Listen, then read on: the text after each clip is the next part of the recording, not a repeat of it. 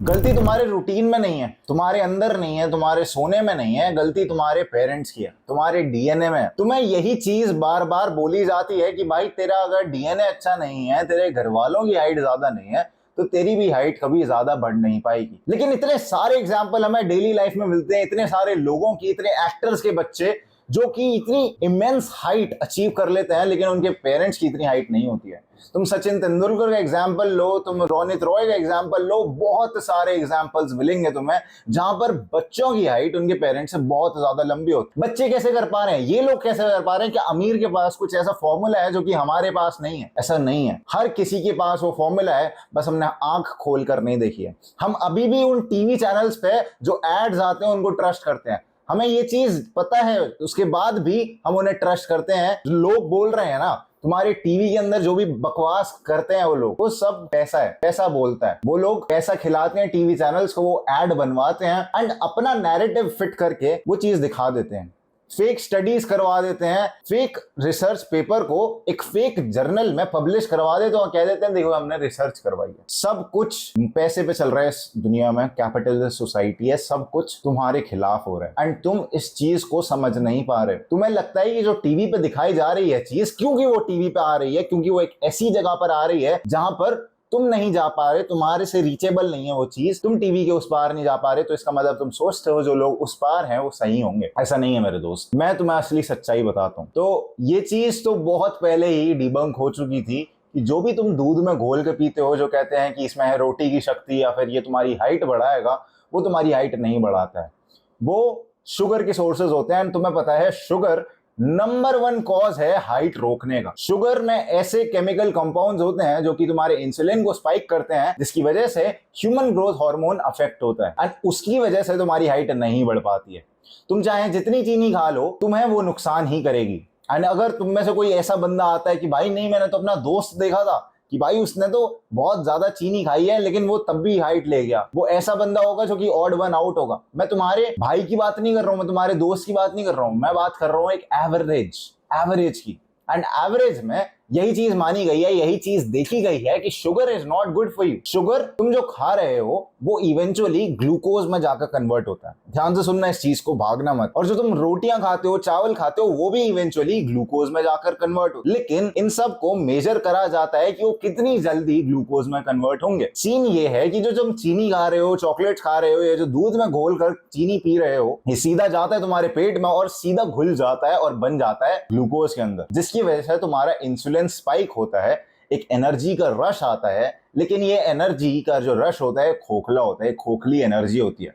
इससे तुम्हें permanent energy नहीं मिलेगी, इससे तुम्हारा मास नहीं बढ़ेगा। मास का क्या मतलब है? तुम्हारी बोन ग्रोथ, तुम्हारी डेंसिटी नहीं बढ़ेगी बोन्स की, तुम्हारी हाइट नहीं बढ़ेगी, बिल्कुल भी नहीं बढ़ेगी। ये चीज तुम्हें समझनी पड़ेगी। अगर तुम चीनी बार बार पेले जा रहे हो तो मेरे भाई मैं हाथ जोड़ के विनती करता हूं, छोड़ दो।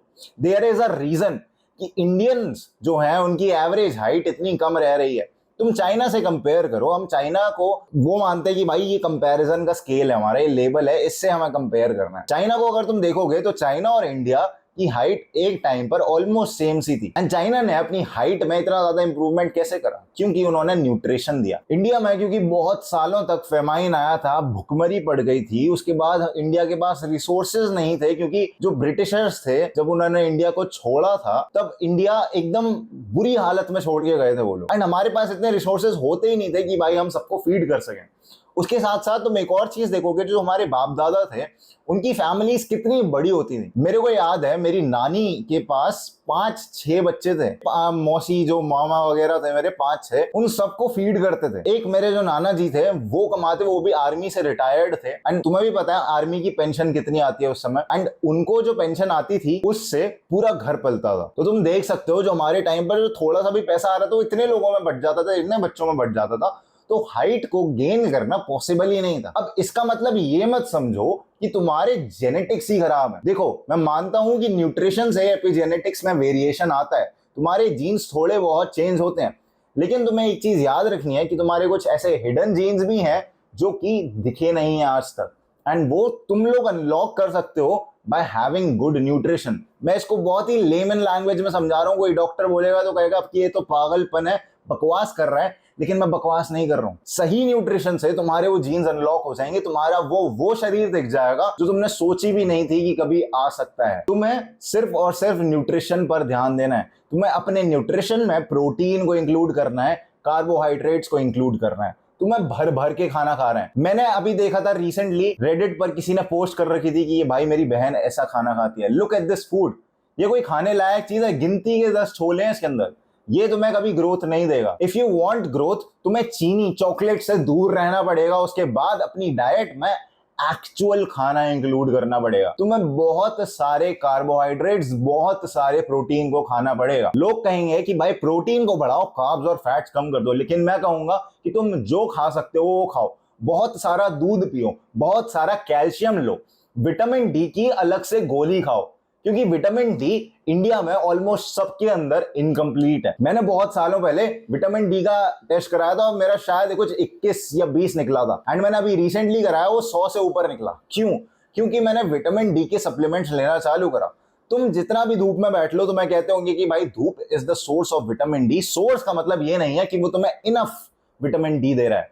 ऐसा भी हो सकता है कि वो तुम्हें विटामिन डी दे तो सही, लेकिन तुम्हें उस हिसाब से ना दे जितना तुम्हें चाहिए। तो इसीलिए हम सप्लीमेंट्स लेते हैं। कितने सप्लीमेंट्स चाहिए? तुम्हें हफ्ते में सिर्फ और सिर्फ एक गोली खानी है, 60,000 इंटरनेशनल यूनिट्स वाली। एंड ये जब तुम खा लोगे, तुम देखोगे कि 2 महीने के अंदर तुम्हारा विटामिन डी बेस्ट लेवल पे आ जाएगा जितना होना चाहिए। अगर विटामिन डी पूरा होगा तभी तुम्हारा जो कैल्शियम है वो यूटिलाइज हो पाएगा बोन्स में, और वो बोन्स फिर स्ट्रेंथन होंगी और वो ग्रो करेंगी। उसके बाद तुम्हें मेक श्योर करना है जब तुम विटामिन डी पूरा ले लो, दूध भी अच्छे से पियो। भाई 1 लीटर दिन का दूध तो मिनिमम चाहिए ही चाहिए। अगर तुम अफोर्ड नहीं कर पा रहे हो वो बात अलग है, लेकिन अगर तुम्हारे घर में आ रहा है और तुम मन मर्जी की वजह से नहीं पी रहे हो तो गलती तुम्हारी है। गलती किसी और की नहीं है, तुम्हारी है। तुम अपनी हाइट को रोक लोगे और फिर जिंदगी भर पछताओगे कि भाई मेरी हाइट 5'6" रहेगी, 5'5" रहेगी। तुम अगर चाहते हो कि भाई जिस गलती के लिए तुम बाद में ना पछताओ, तो उसके लिए तुम्हें आज ही मेहनत करनी पड़ेगी, आज ही खाना पड़ेगा। जो अगली बहुत इंपॉर्टेंट चीज करनी है वो है सुबह उठते ही तुम्हें 1 मिनट 3 सेट लगाने हैं डेड हैंग्स के। डेड हैंग्स सबसे सिंपल एक्सरसाइज है। कहीं भी तुम्हें डाली दिखे उसको पकड़ लो और लटक जाओ, एंड उस डाली को छोड़ना नहीं है 1 मिनट तक के लिए। स्टार्टिंग में हो सकता है कि तुमसे 1 मिनट ना हो, पर that is a very normal thing. भाई कोई भी चीज पहली बार करेंगे सही नहीं होगी। 20 सेकंड हो रहा है, 10 सेकंड हो रहा है, कोई बात नहीं, लटको, लटके रहो, ठीक है। उसके बाद अगर तुम जिम की पैसे दे सकते हो, जिम अफोर्ड कर सकते हो, तो जिम जाओ। घर वालों को मनाओ इस चीज के लिए, मम्मी पापा मेरे को जिम भेजो। जिम से हाइट नहीं रुकती है। एक और बारी बोल दे रहा हूं, ये मिथ है बहुत बड़ा कि जिम से हाइट रुक जाती है। जिम से हाइट नहीं रुकती है। तुम जिम जाओ, जिम में हाई इंटेंसिटी हाई वॉल्यूम वाली मस्त सी ट्रेनिंग करो। उसकी वजह से तुम्हारे जो ग्रोथ हार्मोन होगा वो सिक्रीट होगा तुम्हारी बॉडी में, रात में ग्रोथ हार्मोन बनेगा और फिर तुम्हारी हाइट बढ़ेगी। उसके बाद रात में जो बहुत इंपॉर्टेंट चीज तुम्हें करनी है वो है कि कुछ नहीं करना तुम्हें रात में। अगर तुम सोच रहे हो ना कि भाई ये वाला शो देख लेता हूँ, ये वाली मूवी देख लेता हूँ, अरे फ्रेंड्स देखता हूँ ब्रो आजकल बहुत बढ़िया चला है, नहीं मत देखना, बिल्कुल मत देखना। रात में तो बिल्कुल मत देखना। रात में 1 घंटे पहले, सोने से पहले 1 घंटे पे तुम्हें सब कुछ छोड़ देना है, कुछ नहीं देखना। एक लाल लाइट खरीद लेनी है, ठीक है। अगर लाल लाइट नहीं खरीद सकते, एक रिंग लाइट खरीद लो ऐसी सी, ये लाल पीली सब हो जाती है। मैं दिखाता हूँ तुम्हें, देखो ये देखो, ये कलर चेंज हो गया, ये देखो ये देखो ये देखो ये सब। एक रिंग लाइट खरीद लेना, कोई प्रमोशन नहीं कर रहा हूँ, ठीक है। एक रिंग लाइट खरीद लेना, इसको लगा देना, लाल कर देना। लाल से होता क्या है कि जब जब तुम लाल चीज़ें देखते हो ना, तो लाल के अंदर होती है एक long wavelength. Long wavelength opposite act करती है शॉर्ट वेवलेंथ के। ब्लू लाइट होती है शॉर्ट वेवलेंथ। ये तुम्हारे ब्रेन में सिग्नल भेजती है कि भाई अभी दिन है, जगे रहे। तुम्हारे जो फोन्स होते हैं, कंप्यूटर की स्क्रीन होती है, लैपटॉप की स्क्रीन होती है, इसमें से ब्लू लाइट निकलती है। ये ब्लू लाइट तुम्हारे ब्रेन को ये चीज बताती है कि भाई अभी दिन है, सोना मत, जगे रहना। तुम्हारा आसमान ब्लू होता है ना, वो भी ब्लू लाइट ही छोड़ता है। बट देन जैसी तुम्हारे पास लाल लाइट आती है, रेड लाइट आती है, ये जो रेड लाइट होती है ना, ये लॉन्ग वेवलेंथ होती है। और यही लॉन्ग वेवलेंथ तुम देखोगे शाम के टाइम या फिर एकदम सुबह के टाइम होती है। आसमान होता है ना एकदम सा ऑरेंज सा हो जाता है, पिंक सा हो जाता है। जो लॉन्ग वेवलेंथ है यही तुम्हारे दिमाग को सिग्नल देती है। तुम्हारे जो पुराना पूर्वजों से कोडेड वाला दिमाग है ना, इसको सिग्नल देती है कि भाई सोने का टाइम हो चुका है। एंड फिर तुम्हें नींद आती है। तुम्हारा जो ब्रेन है ना इस सिग्नल्स पे काम करता है। ये इतना स्मार्ट नहीं है कि इसे पता चल जाए कि भाई ये मोबाइल की स्क्रीन है, कुछ टाइम में मेरे को सोना है। नहीं नहीं नहीं नहीं नहीं, ये जो सिग्नल है ये डिसाइड करता है कि तुम सोगे या फिर नहीं। अब तुम्हें ये क्वेश्चन आ सकता है तब क्या, जब मैं मोबाइल चलाते चलाते सो जाता हूँ तब भी तो मैं ब्लू लाइट देख रहा हूँ। तो भाई नकली बता रहा है, फिर गलत बता रहा है। ऐसा नहीं है। हमारी जो स्लीप होती है वो दो चीजों पे डिपेंड होती है। पहली जो चीज मैंने तुम्हें बता दी है ब्लू लाइट वाली है। दूसरी जो चीज जिस पे डिपेंड होती है हमारी स्लीप वो होता है एडिनोसिन का एक्यूमुलेशन। ये क्या है? बेसिकली तुम्हारे जो बॉडी है ना, तुम्हारा दिमाग है, इसमें एक केमिकल रिलीज होता है जिसका नाम होता है एडिनोसिन। एडिनोसिन क्या करता है, जितना ज्यादा एडिनोसिन तुम्हारी बॉडी में इकट्ठा होता है तुम्हें उतनी ज्यादा नींद आती है। जब तुम सुबह सोते हो, इसको एक टैंकर की तरह समझ सकते हो, जब तुम सुबह सो के उठते हो तो एडिनोसिन का टैंकर जो होता है वो खत्म हो जाता है। जैसे जैसे तुम दिन में आगे बढ़ते हो एडिनोसिन का टैंकर भरना शुरू होता है, एंड जैसे जैसे रात शाम आती है एडिनोसिन का टैंकर एकदम इतना भर जाता है कि तुम्हें नींद आने लग जाती है, जिसके कारण तुम सो जाते हो। तभी तुमने देखा होगा जब तुम कॉफी पीते हो तो तुम्हें नींद नहीं आती है, क्योंकि कैफीन जो है वो एडिनोसिन को ब्लॉक कर देती है। तो जो टैंकर है, समझ सकते हो, उस टैंकर की पाइप को ही तुम्हारी कॉफी कैफीन ब्लॉक कर देती है, जिसकी वजह से वो टैंकर भरना बंद हो जाता है, जिसकी वजह से तुम अलर्ट हो जाते हो, तुम्हारा कॉर्टिसोल हाई हो जाता है। तो ये जो एडिनोसिन है यही डिसाइड करता है कि तुम्हें नींद आएगी या नहीं। और ये जो एडिनोसिन है कोऑर्डिनेशन में चलता है उस वेवलेंथ वाली चीज के साथ। तो जैसे जैसे वेवलेंथ बढ़ती है यानी रात होती है, वैसे वैसे तुम्हारे ब्रेन को भी ये चीज लगती है कि भाई एडिनोसिन को और रिलीज करो, और वो जितना ज्यादा रिलीज करता है और जितनी ज्यादा वेवलेंथ बढ़ती है उतनी ज्यादा तुम्हें स्लीप आने के चांसेस होते हैं। एंड जिन लोगों को इंसोम्निया होता है, स्लीप नहीं आती है, उन्हें इन दोनों में से एक चीज परेशान कर रही हो, तो तुम्हें दोनों चीजों को ऑप्टिमाइज करना है। तुम बनो भाई, देखो तुम हो बंदे समझदार, मैं जानता हूं कि तुम कर लोगे इन चीजों को ऑप्टिमाइज, पर तुम्हें फोर्स करना पड़ेगा। स्टार्टिंग के एक हफ्ते में दिक्कत आ सकती है, प्रॉब्लम आएगी, परेशानी होगी, लेकिन तुम इवेंचुअली इस चीज को कंट्रोल कर लोगे and you will see yourself changed. तुम अपने आप को देखोगे कि भाई तुमने वो चीज अचीव कर लिया। अगर तुमने एक स्लीप फिक्स कर ली ना मेरे भाई, स्लीप इतनी ज्यादा इंपॉर्टेंट चीज है, तुम समझा भी नहीं सकता मैं तुम्हें, बहुत ज्यादा इंपॉर्टेंट। एंड इस स्लीप के साथ ही हम छेड़खानी करते हैं। पेपर होंगे तो 4 घंटे सो रहे हैं, कहीं शादी हो रही है तो सो ही नहीं रहे पूरी रात। तो ये हमारी स्लीप बहुत डिस्टर्ब कर देती है। एंड जब ये स्लीप डिस्टर्ब हो जाती है तो भाई हमारी हाइट के साथ भी बहुत बड़ी खिलवाड़ हो जाती है।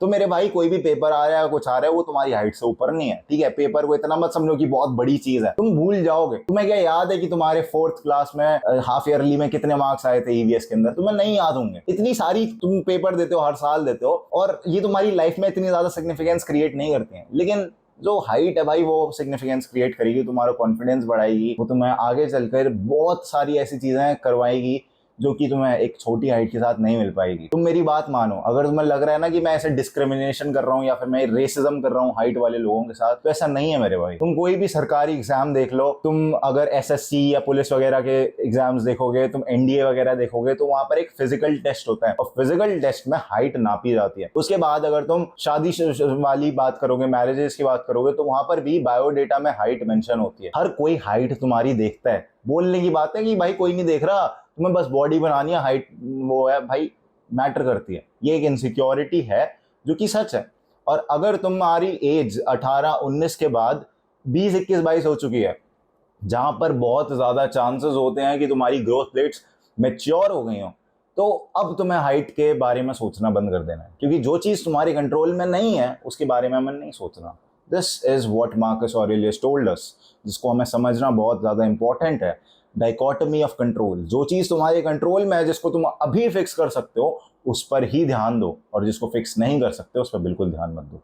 तो मेरे भाई, मैं इस वीडियो में तुम्हें सिर्फ और सिर्फ यही चीजें समझाना चाहता था। अगर तुम्हें और कुछ ऐसी ऐसी चीजें चाहिए, समझने में चाहिए कि भाई मेरे को पता लग जाए जिससे कि मेरी हाइट बढ़ जाए, तो पहला लिंक होगा डिस्क्रिप्शन में, चेक कर लेना है। मैंने ई बुक खुद के हाथों से लिखी है, कोई जीपीटी वीपीटी से नहीं लिखवाई, मैंने खुद से लिखी है। बस जीपीटी से मैंने इसको थोड़ा मॉडिफाई करवा लिया होगा कि भाई इसको फॉर्मेट कर दे, ये कर दे, वो कर दे। लेकिन इसमें जो मैंने अपने आप को जबरदस्ती फोर्स कराया रिसर्च पेपर्स पढ़ने के लिए पबमेड वगैरह वेबसाइट्स पर, और मैं जो भी उन चीज़ों से सीखा हूँ उनमें सीखा हूँ, अपने बेसिकली नुस्खे वगैरह भी थे, मैंने सब इसमें झोंक दिए, ठीक है। मैंने सब कुछ डाल दिया और मैंने ऐसा एकदम अच्छे से समझाया। एकदम वैसा नहीं है कि भाई तुम साइंस की टेक्स्ट बुक पढ़ रहे हो, तुम्हें ऐसा नहीं लगेगा। तुम्हें ऐसा लगेगा कि भाई तुम कुछ मीम देख रहे हो, क्योंकि मैंने इसमें बड़ी सारी मीम्स डाली हैं और बहुत अच्छे से समझाया है, जिससे कि तुम भाई समझ सको कि हाइट क्यों इंपॉर्टेंट है और तुम हाइट को कैसे बढ़ा सकते हो।